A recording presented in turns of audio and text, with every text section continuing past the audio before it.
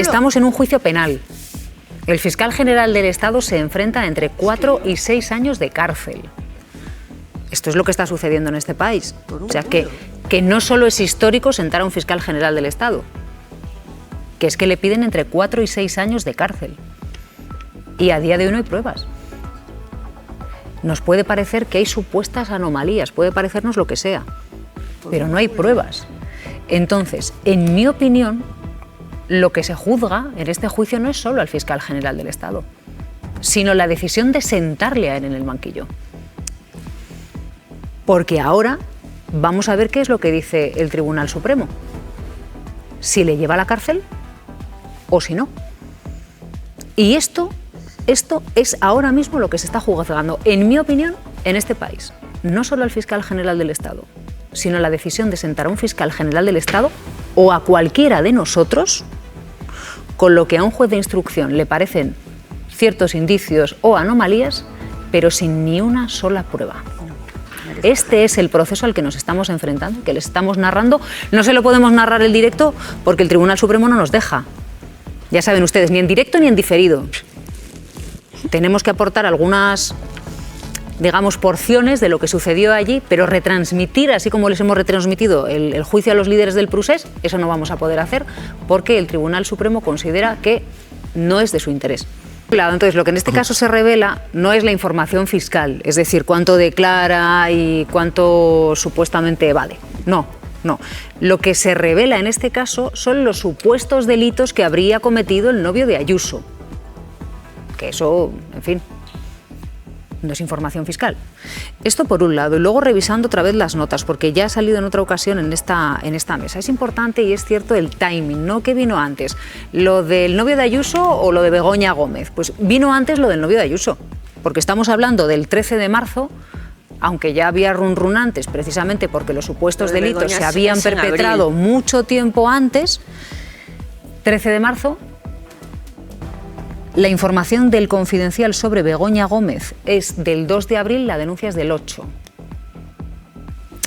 Quiero decir, en el timing, en el calendario, va primero lo del novio de Ayuso y luego lo de Begoña Gómez. Hombre, pero es que ya se habían presentado antes las denuncias de todos estos que se dicen de la ultraderecha, con los recortes del periódico. Quiero decir, y el novio de Ayuso ya había delinquido supuestamente años antes. Quiero decir que sí es por la primera vez, pero cuando se da a conocer, estamos hablando de marzo. La denuncia se registró 5 días antes. De marzo. En abril de 2020.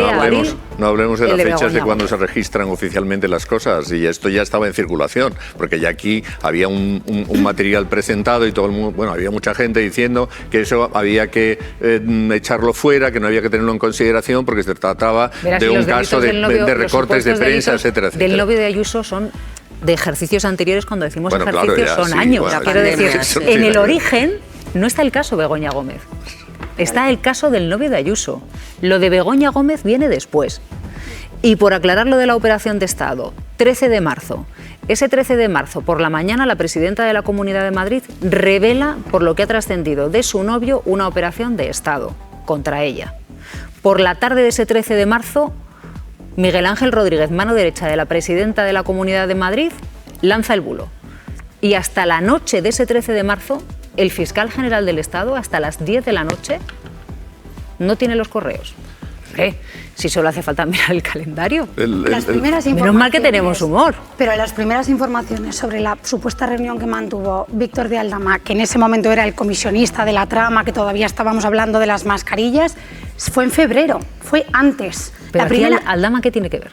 La primera información de Begoña Gómez, las primeras informaciones que salen en prensa de la mujer del presidente del gobierno están relacionadas primero con el CEO de Ir Europa, con Javier Hidalgo y con Víctor de Aldama. Luego se salta a todo lo demás. Pero las primeras informaciones de Begoña Gómez son en febrero. Eso significa... Lo digo porque, hablando del timing... pero eso significa que un fiscal... Si lo que digo es, la primera información, recuerdo perfectamente que fue a finales de febrero. Recuerdo perfectamente que ya salió en sesiones de control. Por favor, mira, es que lo tengo todo aquí. Mira. La denuncia es del 8 de abril. Y toda la denuncia contra Begoña Gómez son recortes de prensa. Vale.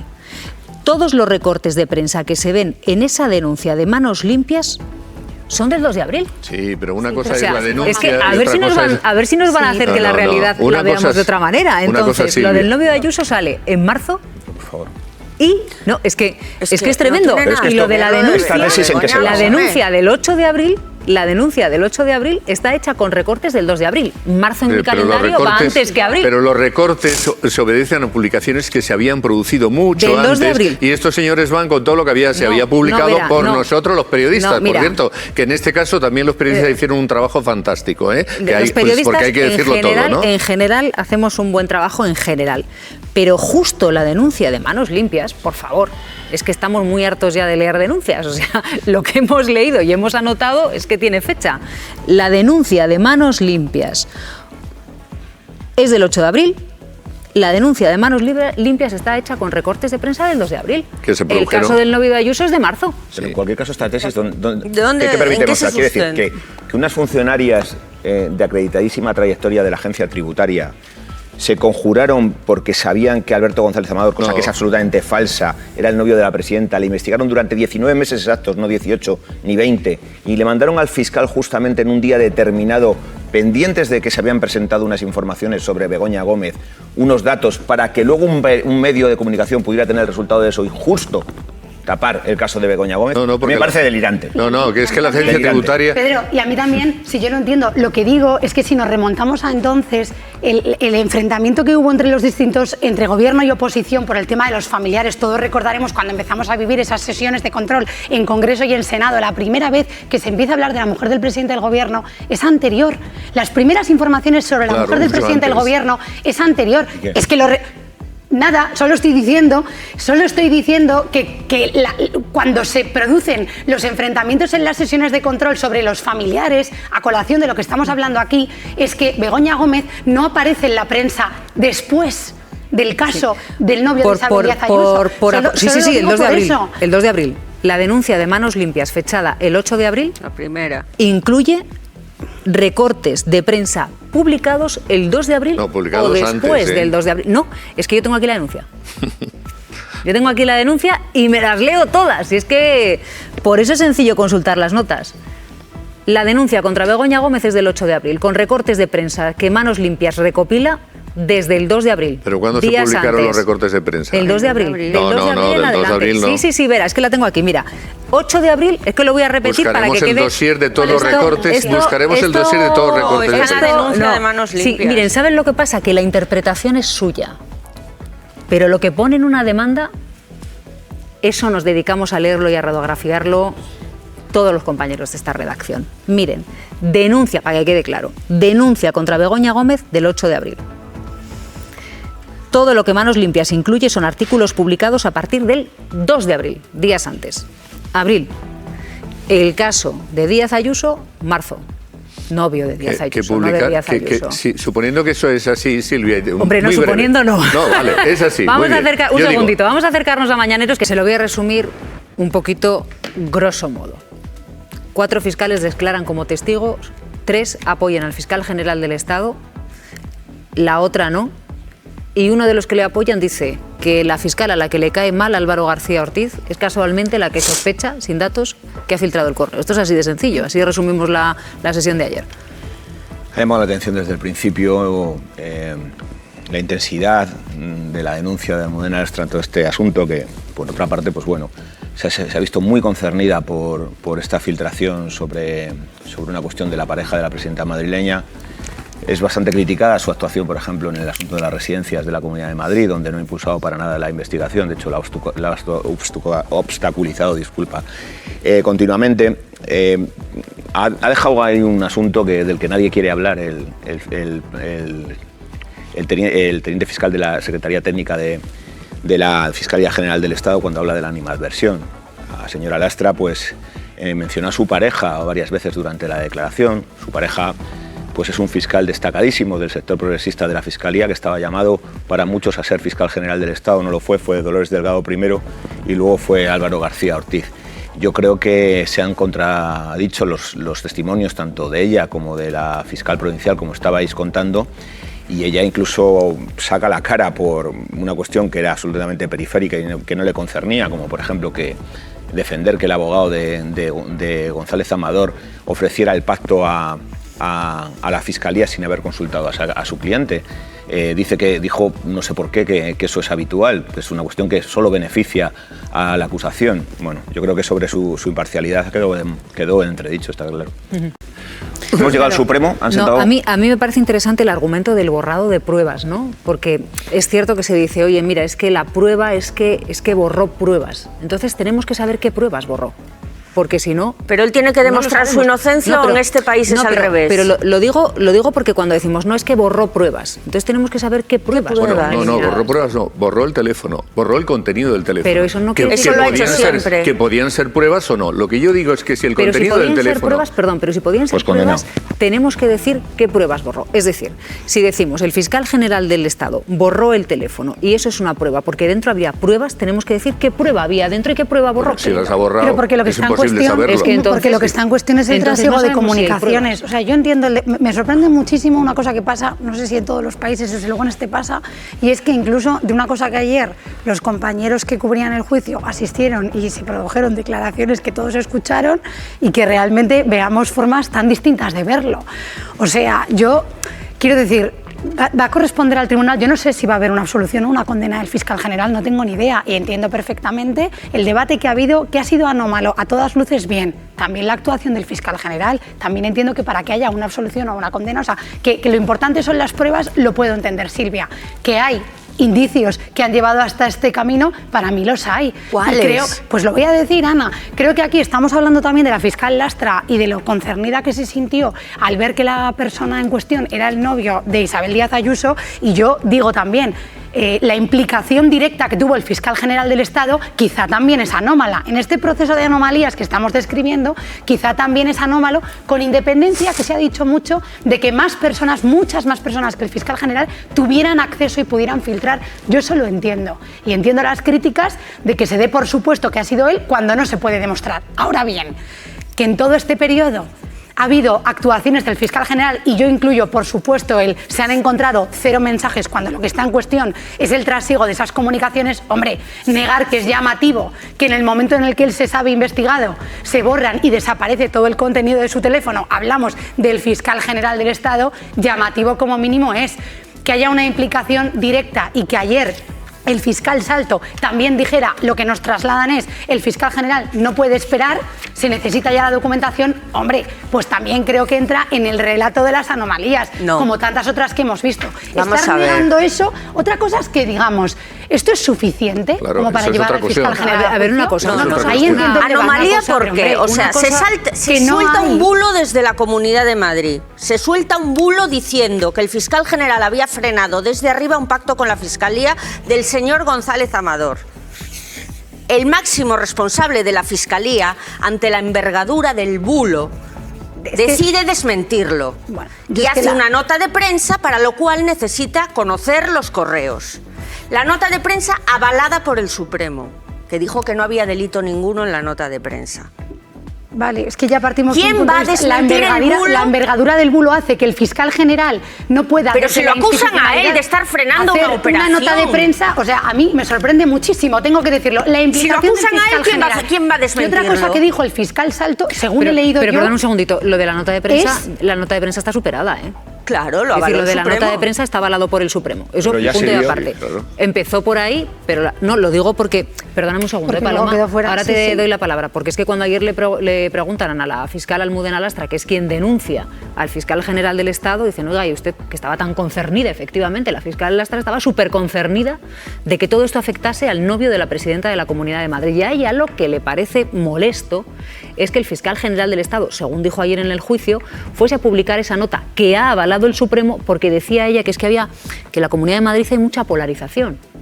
Entonces, que claro, que de publicar esa nota en medio de la polarización, que a ella le resultaba que no era el adecuado. Claro, lanzar un bulo no polariza. Pero no hay nada que diga la fiscal Almudena Lastra, es que iban a filtrar un caso. Dice, no, es que en medio de la polarización yo considero que no era lo adecuado. Eso es lo que literalmente dice Lastra ayer en el juicio. Absolutamente. Y volvemos a la importancia de la nota de prensa. Ella fue la que difundió el mensaje que tenía que se ha manipulado cuando dice el fiscal general, tenemos que ganar el relato. Claro que tenemos que ganar el relato. Se tiene que imponer la verdad a la mentira. Perdón, he tirado el agua. Se tiene que imponer la verdad a la mentira. Porque se está difundiendo una mentira de un asunto gravísimo de primera magnitud que estaba ocupando todas las portadas, que afecta a una líder política de primera magnitud. Y se está diciendo que la Fiscalía del Estado, es decir, una institución importantísima, está manipulando algo para ir contra una adversaria política. Es decir, la operación del Estado que ha denunciado la presidenta madrileña para intentar zafarse de la realidad del caso contra su pareja, durante muchos meses se cristaliza en aquel bulo aquella noche. Por eso era tan importante obtener toda la información para poder dar una nota de prensa. Por cierto, 6 periodistas han dicho que tuvieron los correos antes que el fiscal general del Estado. Eso no Tampoco el juez Hurtado lo ha tenido en cuenta para terminar sentándolo en el banquillo al fiscal general. A ver, yo me imagino que Rodríguez va a declarar pues lo mismo prácticamente que hizo ya en la fase preliminar, ¿no? Y Rodrigo, como él dice, él tiene el pelo blanco y no necesita que hagamos demasiadas interpretaciones o que nadie le defienda, ¿no? Es que yo creo que todo lo que ocurre con relación a este caso en medio del procedimiento es algo que, vale, podemos darle muchas vueltas, pero aquí el problema no está en las vueltas, ni está en medio del procedimiento, ni está en Rodríguez, y si Rodríguez mintió y eso, imaginemos que es un supuesto delito, oye, pues que arrample con las consecuencias. Aquí el problema está en que había un señor que nadie sabía quién era y que alguien se entera y entonces movilizan al fiscal Salto para que dé toda la información, porque con eso había que frenar el caso Begoña. Esta es la historia. Y después aquí hay una serie de cosas que son gravísimas, porque le pueden afectar. No, y tú decías, está acusando de dar una información para frenar. No, es que estás acusándonos de dar una información para frenarnos en historia. Estuvimos dando una exclusiva, una exclusiva relevante. Es que nos estás acusando de dar una información que era muy relevante para este país, como se ha demostrado. Llaman 5 delitos acusados a este señor para tapar no sé qué historias. Y esto no es así. Esto es falso.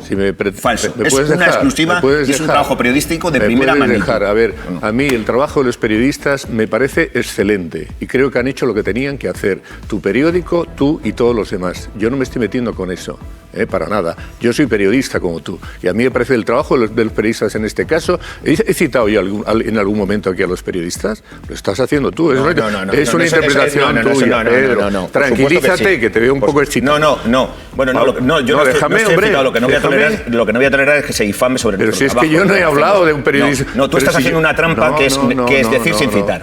Bueno, vamos a hacer una cosa por intentar aclarar un poquitito. Según tú, era quién da esa información para tapar el caso Begoña. ¿Quién da la información? No, aquí surge una cuestión, que es un caso de un ciudadano particular, como nos puede pasar a cualquiera de nosotros, y nuestra información fiscal es sagrada y no se debe filtrar nunca, ni tampoco una negociación entre un abogado y un fiscal, porque eso igualmente está protegido, y por eso el Colegio de Abogados de Madrid ha intervenido diciendo que, cuidado, aquí se están vulnerando los derechos de la defensa. Son cuestiones en las que hay que tener mucho cuidado. Y aquí, quien tiene interés en que todo este caso se convierta en un caso es la Fiscalía, porque es un asunto que no interesaba a nadie en la medida en que no se conocía a nadie, y entonces lo que hacen es revelar que se trata de la pareja de Díaz Ayuso, porque de esa manera se le da una entidad brutal para tratar de parar el caso Begoña. Y la tarea de los periodistas, excelente, desde principio a fin. Y yo no estoy en contra de eso para nada, todo lo contrario, estoy a favor. Y si yo hubiera podido tener acceso a esa información, la hubiera publicado exactamente igual. Pero no conviene que mezclemos. Es que esa es la cuestión. Vamos a ver, se publica... Pero perdón un segundito, es que yo creo que estamos mezclando, porque una cosa es la interpretación, que por supuesto es gravísimo que se revelen los datos fiscales de cualquiera, aunque haya delinquido y haya delinquido de esa supuesta manera. Que sí. ¿Y cuántos hay? O sea, los datos fiscales pero quiero decir, es gravísimo liberar la información fiscal de una persona, aunque sea un delincuente. Es cierto. Lo que sucede en el juicio al fiscal general del Estado es que la duda es por qué se piensa que ha sido él. O sea, esto es lo que se está juzgando. Es así de sencillo. Vera tiene toda la razón. No se puede liberar la información fiscal de nadie, de ninguno de nosotros. Pero, a ver, la cuestión es cuál es la prueba que indique que ha sido el fiscal general del Estado quien entregó esa información. Esto es lo que se juzga. No se juzga ninguna otra cosa. Todo lo de las operaciones y tal y cual, miren, el 13 de marzo, es que van a verlo, lo tengo hasta apuntado, lo de la operación de Estado y tal, es que lo hemos analizado tantas veces que es que Ya miro las notas. Fíjense, la declaración de Ayuso en la que denuncia la operación de Estado tiene lugar el 13 de marzo a mediodía. El bulo de su mano derecha, Miguel Ángel Rodríguez, el 13 de marzo por la noche. El fiscal general del Estado recibe el correo el 13 de marzo a las 10 de la noche. Es decir, primero denuncia Ayuso a mediodía una operación de Estado contra ella, luego por la tarde Miguel Ángel Rodríguez lanza el tema del bulo y a las 10 de la noche es cuando el fiscal general del Estado recibe el correo. Entonces nadie está poniendo en cuestión, tienes toda la razón, de que liberar información fiscal sea legal. Todo lo contrario. Lo que se está analizando es por qué piensan que ha sido el fiscal general del Estado. ¿Cuánta gente tenía acceso al buzón al que llega esa denuncia sobre el novio de Ayuso? Cientos. Entonces, lo que se está diciendo es cuál es la prueba que indique que ha sido el fiscal general del Estado y no los cientos. Y es que el juicio contra el fiscal general del Estado va de eso. O sea, siendo 100, ¿por qué han pensado que era él? Nada más. De todas formas, pero un apunte sobre información fiscal. No se revela ninguna información fiscal. En Hacienda salta una alarma que salta en todos los casos porque hay un señor que ha pasado a facturar de un año a otro 2 millones más de euros y resulta que está declarando unos beneficios irrisorios y está pagando todavía menos Hacienda que el ejercicio anterior. Pues que vayan contra él. Eso, claro. Abren una investigación a un ciudadano anónimo durante 19 meses. Sabemos cómo es de implacable la agencia tributaria para todos. Y como les sale que la cifra defraudada es mayor a 120.000 euros, tienen que darle traslado por protocolo a la Fiscalía, porque ya no es una infracción administrativa, como se ha cansado de repetir la presidenta madrileña. Es un delito. Es una multa. Es un delito. Y además hay indicios de que para cometer ese delito se han falsificado facturas, algunos de unos porcentajes muy grandes. Una de ellas, creo que de 900.000 euros, se adjuntó a la declaración estando en la relación con la presidenta madrileña. Y por eso esa información de la Agencia de Hacienda sostiene el caso hasta el día de hoy y se incorpora a la querella de la Fiscalía. Nadie ha revelado ningunos datos fiscales. Sí, eso es perfecto. Nadie ha filtrado, como pasaba, por ejemplo, en la época de Montoro, datos fiscales a la prensa que estaban fuera de una investigación judicial.